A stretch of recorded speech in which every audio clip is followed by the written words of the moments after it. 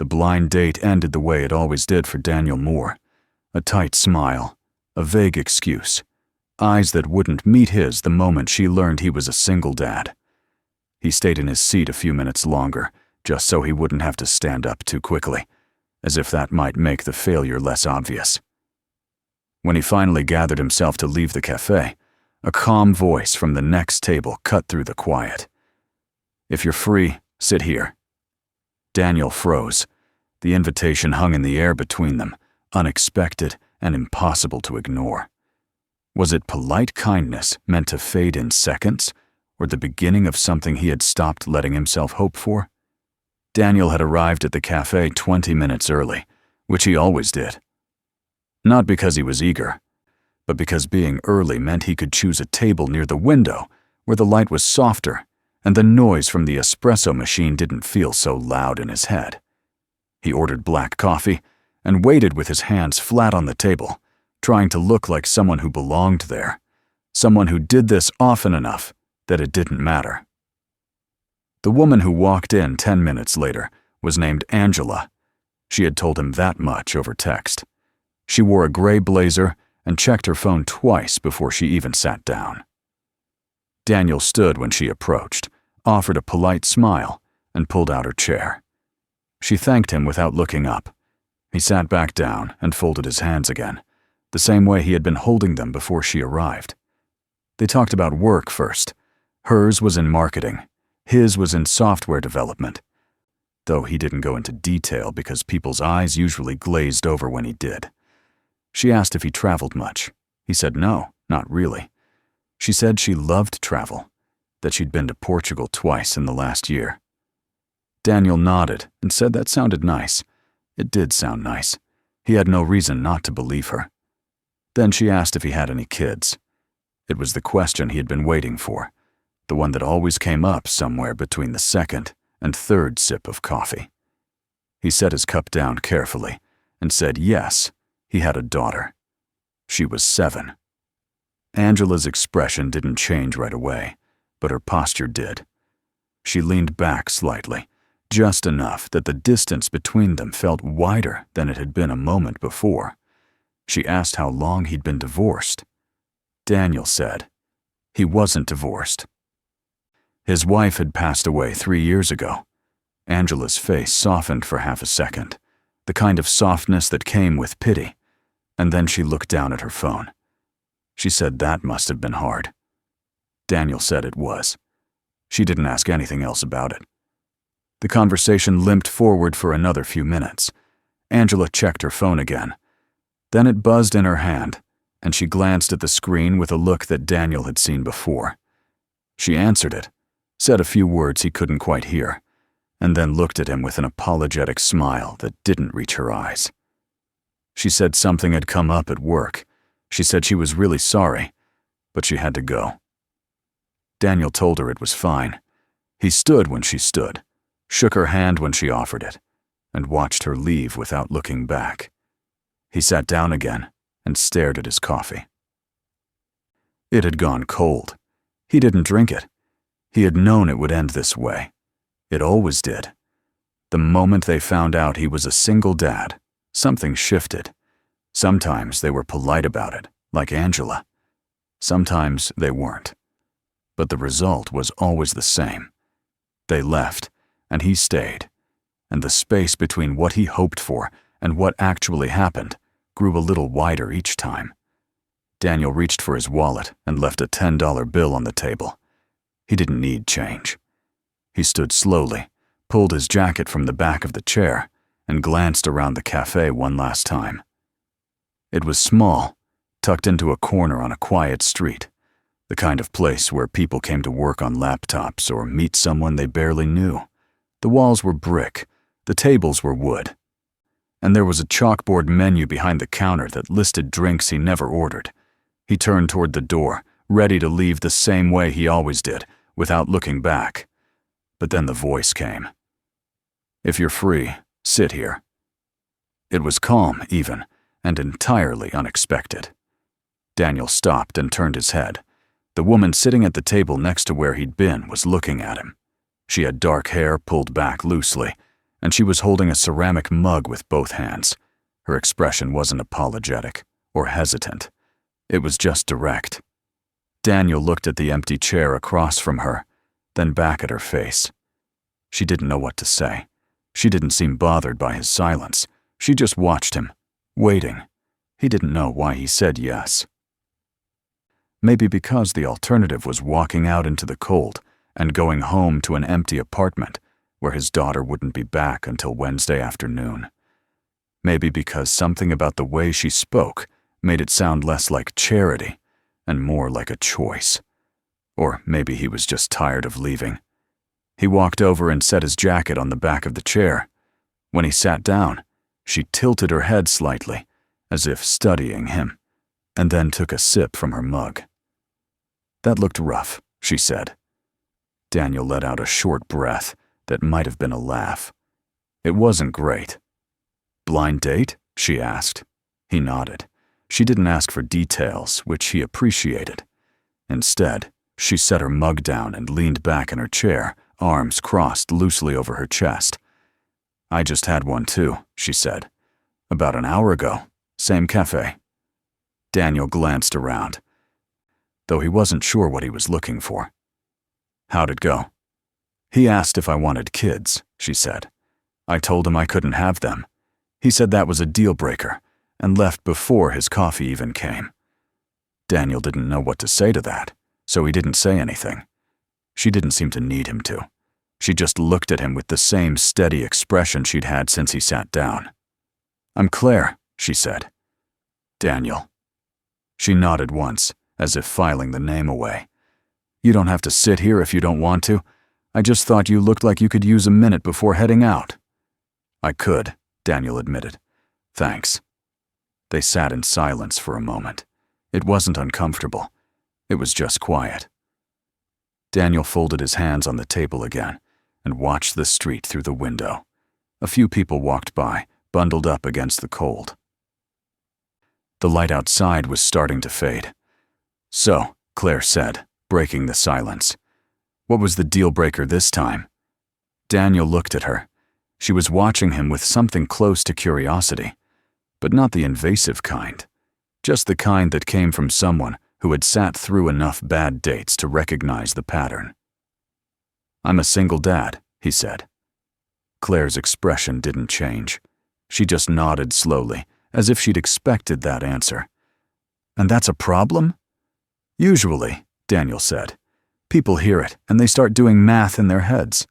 Baggage, responsibility, someone else's kid. It's easier to just move on." "Easier for them," Claire said. "Yeah." She picked up her mug again and took another sip. When she set it down, she looked at him directly. "For what it's worth, I don't think it's baggage. I think it's just life." Daniel didn't know what to say to that either, but this time he didn't feel like he needed to say anything at all. Daniel wasn't sure how long they sat there before either of them spoke again. It couldn't have been more than a minute, but it felt longer. Claire was looking out the window now, her fingers wrapped around her mug even though the coffee inside had probably gone cold by then. He found himself watching her without meaning to, trying to figure out why she had asked him to sit down in the first place. "Can I ask you something?" Claire said, turning her attention back to him. Daniel nodded. "Why do you keep going on these dates, if they always end the same way?" It was a fair question. He had asked himself the same thing more than once. "I guess I keep thinking, maybe one of them won't," he said. "Or maybe I just don't know what else to do." Claire seemed to consider that. She set her mug down and leaned forward slightly, resting her forearms on the table. "That's honest," she said. "Most people would have said something about hope or optimism or not giving up." "I'm not most people," Daniel said. Clearly. There was something in the way she said it that made him feel less defensive than he usually did when someone pointed out how different his life was. She wasn't judging him. She was just acknowledging it. That was rare enough that he wasn't sure how to respond. "What about you?" he asked. "Why do you keep doing it?" Claire smiled, but it was the kind of smile that didn't have much warmth in it. Same reason, I guess. I don't know what else to do. She looked down at her hands, then back up at him. I think I keep hoping that eventually I'll meet someone who doesn't see me as a problem to solve. Daniel understood that better than he wanted to admit. He had spent the last 3 years being seen as exactly that. A problem, a complication.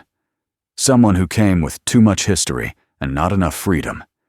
It didn't matter that he was still the same person he'd been before his wife died. It didn't matter that he had a job and a life and things he cared about. All anyone saw was the single dad part, and that was enough to end the conversation. You said your date left because you can't have kids, Daniel said carefully. He wasn't sure if it was the right thing to bring up, but it felt wrong not to acknowledge it. Claire nodded. Yeah, it happens a lot. She didn't sound upset about it, just tired. It's usually fine at first. People say it doesn't matter, but then a few weeks in or a few months, they start thinking about the future, and they realize they want something I can't give them. So they leave. Daniel felt something tighten in his chest. He knew what it was like to be left because of something you couldn't change. That's not fair, he said. No, Claire agreed. But I get it. People want what they want.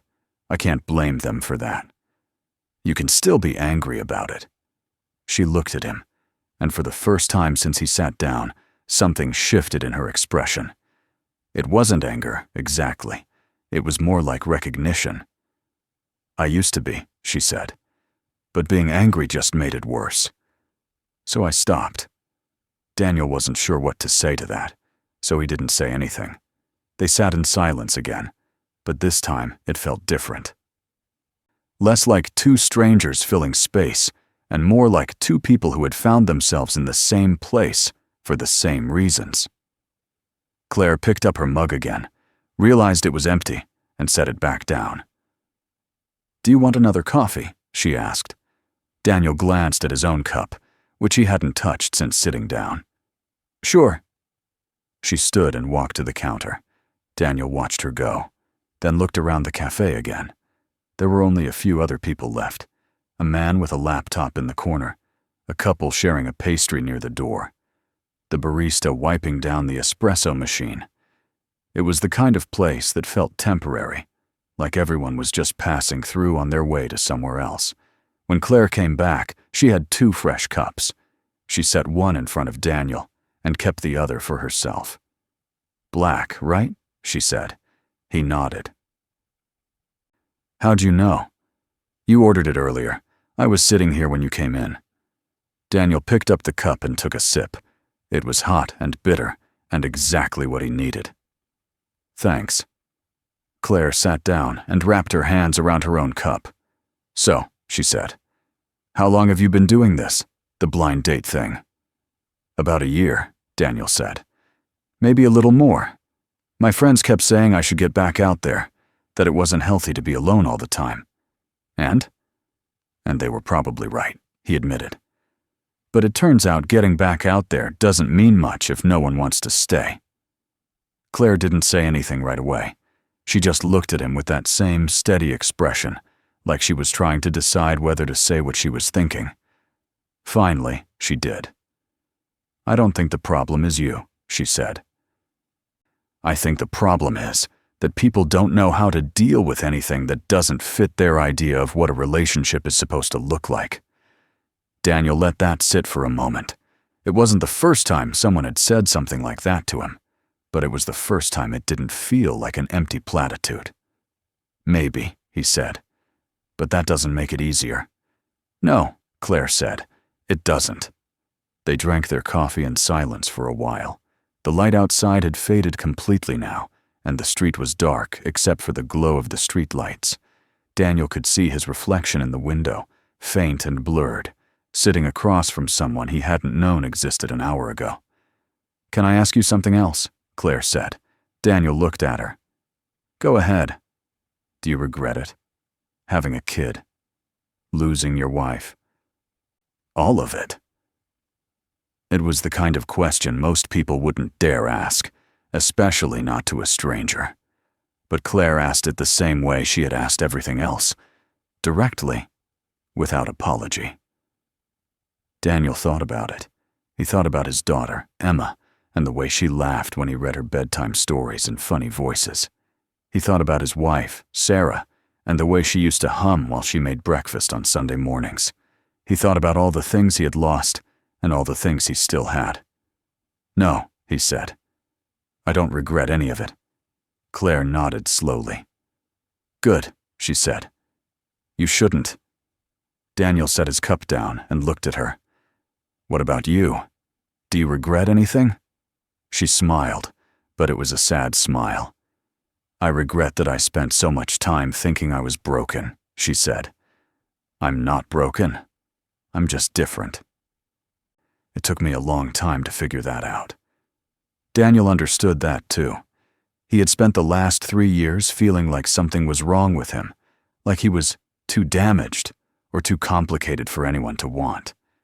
But sitting here, talking to someone who had been through something different but equally hard, he realized that maybe it wasn't about being broken. Maybe it was just about being honest. "I'm glad you figured it out," he said. Claire looked at him, and for the first time since they started talking, she smiled in a way that seemed genuine. "Me too." They finished their coffee slowly. Neither of them seemed to be in a hurry to leave. Outside, the street was quiet. A few cars passed by, their headlights cutting through the dark. The couple near the door had left. The man with the laptop was packing up his things. The barista was stacking chairs on tables, getting ready to close. Claire glanced at the clock on the wall and then back at Daniel. "I should probably go," she said. "I have work early tomorrow." Daniel nodded. He should go too. Emma would be at his ex-in-law's house until Wednesday afternoon, but he still had things to do. Laundry, dishes, the kind of small, ordinary tasks that filled the empty spaces in his life. But before he could stand, Claire reached into her bag and pulled out her phone. She unlocked it, opened a new contact, and slid it across the table to him. "Put your number in," she said. Daniel looked at the phone, then at her. "Why?" "Because I don't want this to just be a nice conversation that we both forget about in a week," Claire said. "And I think you don't want that either." She was right. He didn't. He picked up the phone and typed in his number, then handed it back to her. She saved it and put the phone back in her bag. "I'm not promising anything," she said. "I don't know where this goes, but I think it's worth finding out." Daniel felt a shift in his chest. It wasn't hope, exactly. It was more like possibility. The idea that maybe this time, things could be different. Not because he had changed, or because the world had become kinder, but because he had met someone who saw him the way he was and didn't turn away. "Yeah," he said. "I think so too." Claire stood and picked up her bag. Daniel stood too, pulling his jacket on. They walked to the door together, and when they stepped outside, the cold air hit them both at once. Claire pulled her coat tighter around herself and looked at him. "Thanks for sitting with me," she said. "Thanks for asking," Daniel said. She smiled, gave him a small wave, and turned to walk down the street. Daniel watched her go until she disappeared around the corner, and then he turned and started walking in the opposite direction. The night was cold and quiet, and the city felt emptier than it usually did. But for the first time in a long time, Daniel didn't feel like he was walking away from something. He felt like he was walking toward it. He wasn't certain what would happen next. He wasn't sure if Claire would text him or if this would turn into something real. He wasn't sure if he was ready for that, or if she was, or if either of them could handle the weight of what they both carried. But he knew one thing. He knew that tonight, for the first time in 3 years, he had sat across from someone who didn't see him as a problem, who didn't look at his life and decide it was too much to deal with, who had asked him to stay instead of finding an excuse to leave. And that was enough. For now, that was enough. Daniel walked home slowly that night. The streets were emptier than usual, and the cold air felt sharp against his face. He kept his hands in his pockets and watched his breath turn to fog under the street lights. He replayed the conversation in his head, not because he was analyzing it, but because he didn't want to forget how it felt to sit across from someone who didn't make him feel like he needed to apologize for his life. When he got home, the apartment was dark and quiet. He turned on the light in the kitchen and stood there for a moment, looking at the dishes in the sink and the drawing Emma had left on the counter before his ex-in-laws picked her up. It was a picture of the two of them holding hands, both smiling. She had written "Me and Dad" at the top in crooked letters. He picked it up and looked at it for a long time. Then he put it on the fridge with a magnet and went to bed. The next morning, Daniel woke up expecting nothing. That was how he had trained himself to think. Don't expect a text. Don't expect a call. Don't expect anything to change. But when he checked his phone while drinking coffee, there was a message from a number he didn't recognize. It said, "This is Claire. Just wanted to make sure you didn't give me a fake number." Daniel stared at the screen for a moment, then typed back, "It's real." A few seconds later, another message came through. "Good. I wasn't sure if last night was real, or if I just imagined the whole thing." Daniel smiled. He couldn't remember the last time he had smiled at a text message. He wrote back. It was real. They didn't text much after that. Just a few messages over the next couple of days. Nothing heavy. Nothing that felt like pressure. Just small things. Claire sent him a picture of a terrible cup of coffee she got at a gas station. Daniel sent her a photo of Emma's latest drawing, which was supposed to be a dragon, but looked more like a blob with teeth. Claire said it was the best dragon she'd ever seen. It wasn't much, but it was something. By the time Wednesday came around, Daniel had almost convinced himself that this was all it would be. A few texts, a nice memory, nothing more. And that would be fine. He had learned how to be fine with less than he wanted. But then Claire texted him that morning. "Are you free today?" Daniel looked at the message for a long time before responding. He thought about all the reasons he should say no.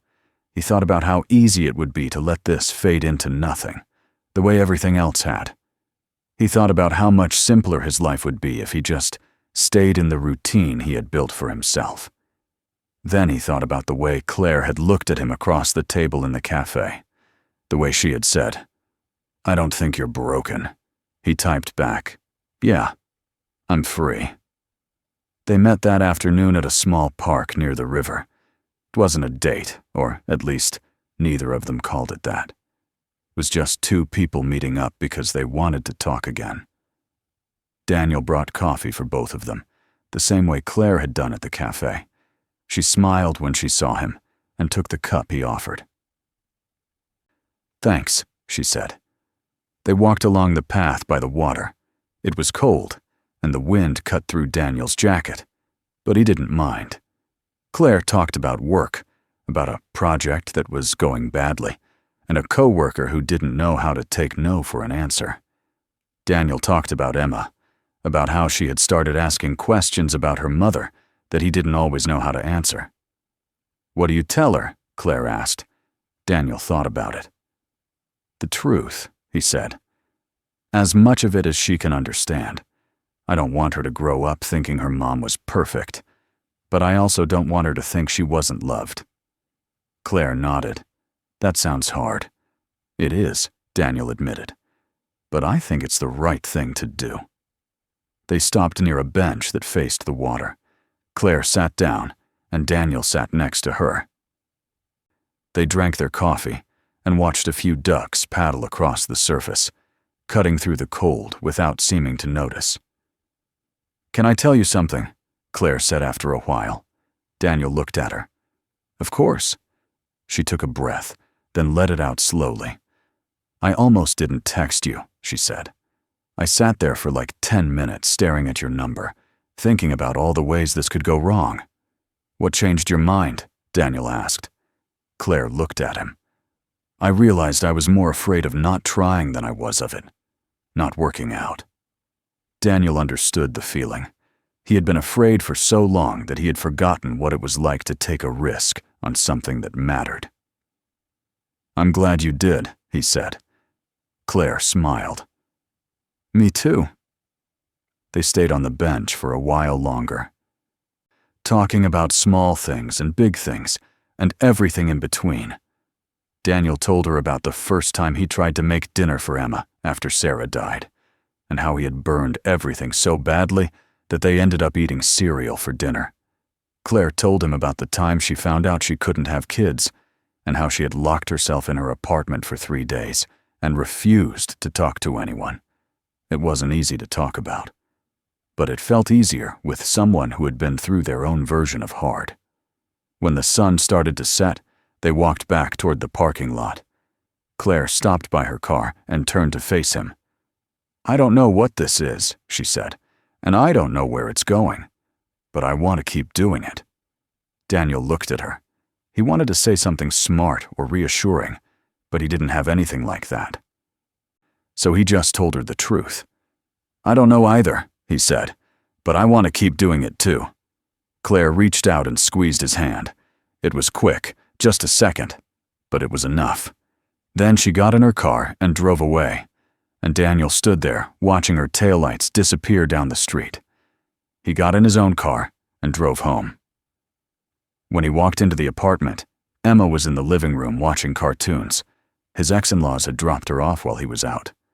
She looked up and smiled when she heard him come in. "Hey, Dad." "Hey, sweetheart."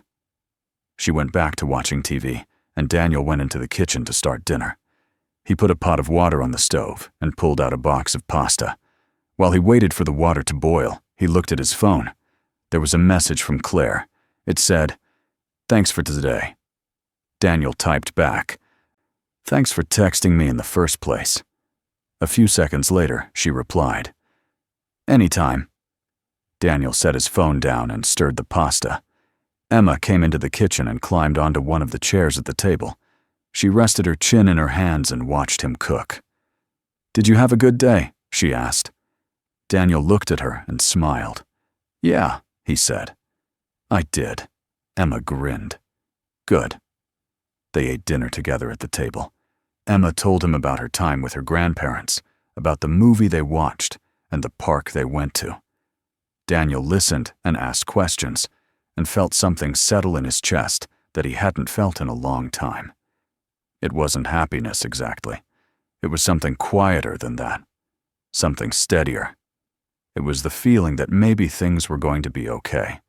Not perfect, not easy, but okay. After Emma went to bed, Daniel sat on the couch and stared at his phone. He thought about texting Claire again, but he wasn't certain what to say.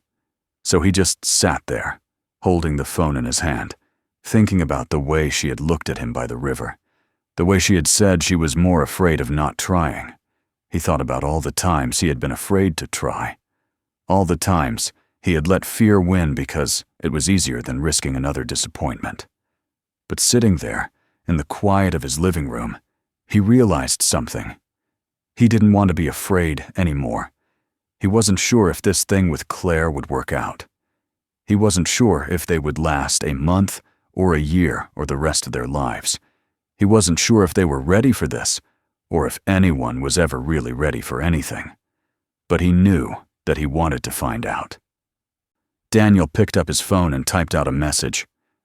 "I know we said we don't know where this is going, but I'm okay with that.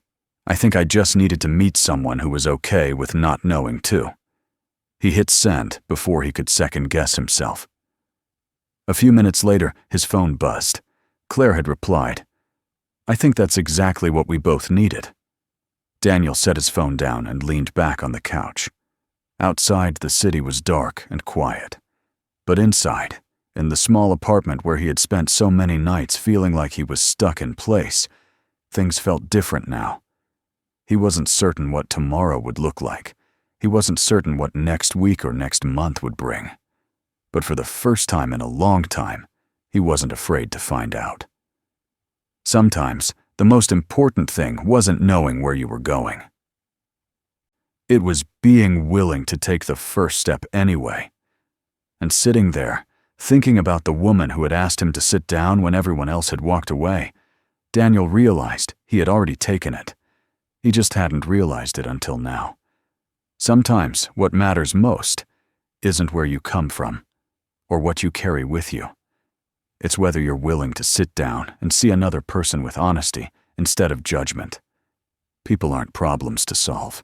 They're just people trying to figure out how to move forward with the lives they've been given. And maybe that's enough. Maybe that's all anyone really needs. Someone who's willing to stay, even when it would be easier to leave.